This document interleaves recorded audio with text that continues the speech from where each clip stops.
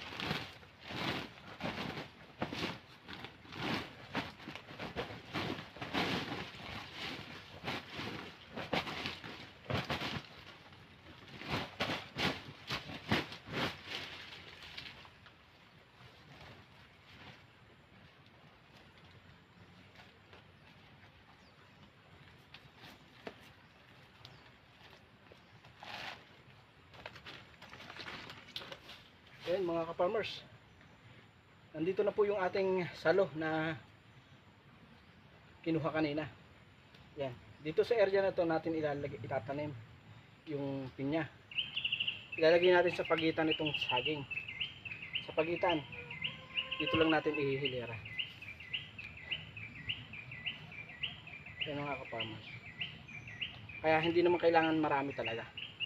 Kasi hindi naman pwedeng yung ating saging ay masiksik din ba. Kaya sa pagitan lang nitong saging natin itatanim. Hindi yung dikit-dikit. Sa ibang pinyahan kasi halos ganyan ng agwat. Ang laki, ang luwag. Parang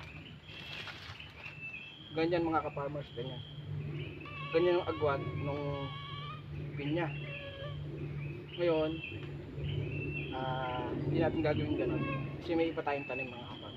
Ang importante lang, meron tayong maaani na pinya, mapangkain, kung labis, pambenta na rin. Hindi mo kailangan marami. Kasi ito lang yung medyo malawad, medyo hindi gaano maraming puno. Ito lang area na. Kaya dito natin siya itatanim. Para hindi na rin gaanong sibulan ng damo. Kasi yan. Magdadamo man pero hindi na mamamatay yung damo. Kaya kailangan natin taniman mga kapatid. Yun po, abangan nyo na lang paano ang ating pagtatanim. Mga ka-farmers, umpisahan na natin ang pagtatanim ng pinya.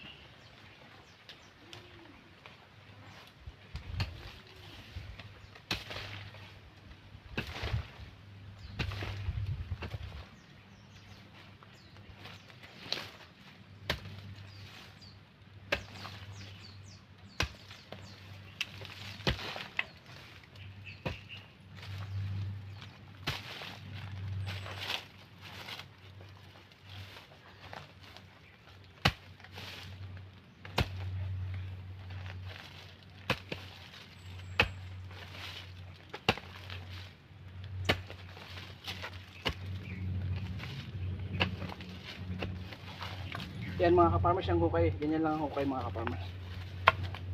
Yung dito, halos ganyan lang ang layo. Pero yung doon, medyo malayo ang gagawin natin. Kasi nga, pagitan lang yung ng ating tanim na saging.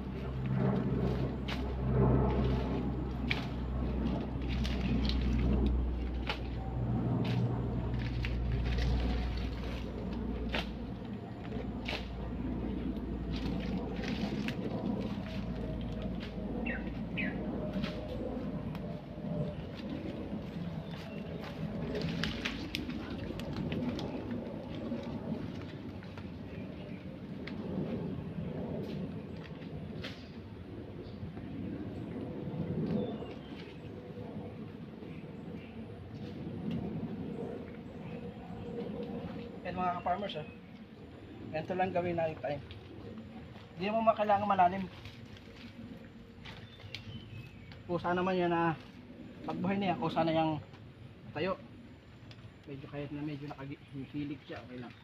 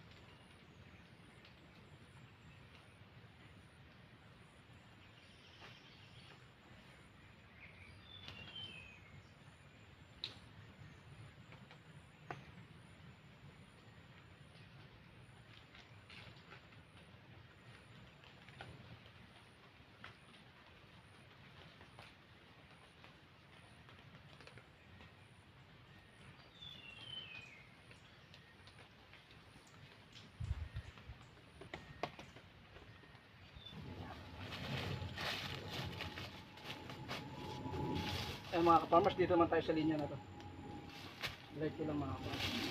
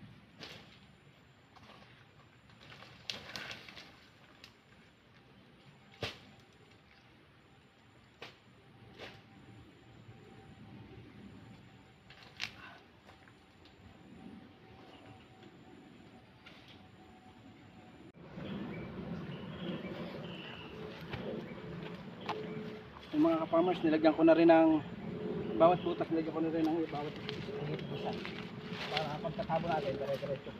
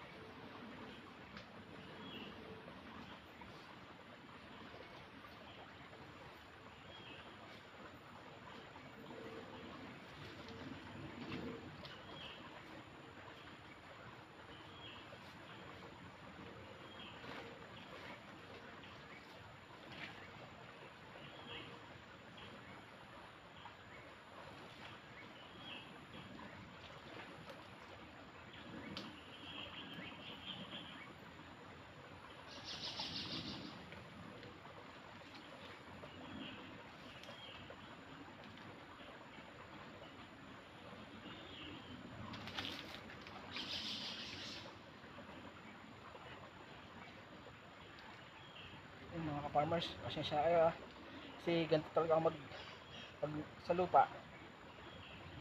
Maluhod talaga ako kasi mas naiipit ng tiyan natin. Yan.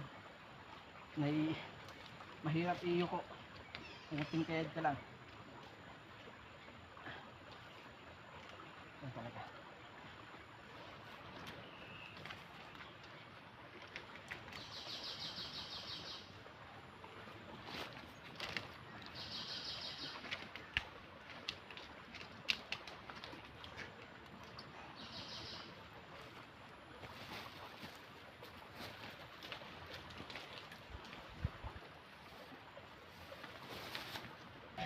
Yan na po mga ka-farmers. Ayan. Tapos na po natin itanim yung ating kinuhang 2 sako na pinya. Ayan na po. Ayan mga ka-farmers. Pakita ko po sa inyo ng maayos.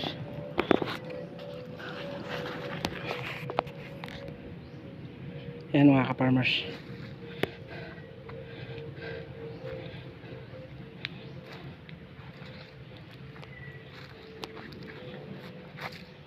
Napapansin nyo lang, hindi pare-parehas ang laki ng puno ng pinya. May maliit. Pero okay lang yan mga farmers. Okay lang yan. At least, yan. Natamnan na natin. Pero, tingin ko may kulang pa ng konti dito. Banda rito. Yan mga farmers ha. Kulang pa na isang hilera. Ay, putol pa eh. Ilang piraso lang naman mga farmers. Yan. Tapos isang hilera din doon mga farmers doon. Sa kabila doon. Isang hilera pa na maigsi lang. Siguro kasya na doon ng 10. Dito naman mga 6 lang mga ka-farmers. Yan. Yan makita niyo mga farmers yan ah. Yan, meron matagal ang pagbunga niyan siyempre. Siguro may 1 taon din bago natin maanihan yan. Yan, 1 taon. Tapos aabonuhan natin. Siyempre aabonuhan niya kailangan. Ayan. Ayan mga ka-farmers. Ayos. Na pagtanim din tayo ng pinya mga ka-farmers. Ayan. Yeah. Yung nakakakanlong lang dito ng mga ka-farmers itong puno ng rambutan na to. Mamamatay na naman yan mga ka-farmers na hindi naman bumubunga. Pero ayan. Ayos. Right. Maraming salamat po sa mga sumusubaybay ng ating mga video mga ka-farmers. Yan po. Nakapagtanim na tayo. Bilangin ko rin kung ilang piraso yung ating itanim na pinya para alam nyo rin po mga ka-farmers. Yun mga ka-farmers. Bali binilang ko nga pala yung ating naitanim na pinya. 74 pieces. Ating naitanim. Sabi ko nga kanina mga hanggang 50 lang. 40 hanggang 50 lang. Pero naka 74 pieces na yung item na puno ng pinya. Yun. Gustuin na lang natin 100 siguro. Lagyan pa natin doon ng isang hilera. Dito kukuha pa tayo ng 26 na puno mga ka-farmers. Ayan. Siguro kahit bukas na yung mga ka-farmers. Ayan. 74 na puno na pinya ating itanim.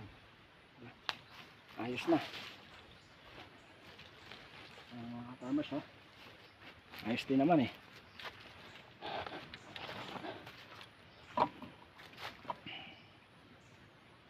Alright. Yan, maraming salamat po sa mga sumusubaybay ng ating video. Pa-like and share and follow na rin po ng ating page. Maraming pong salamat. Bye-bye.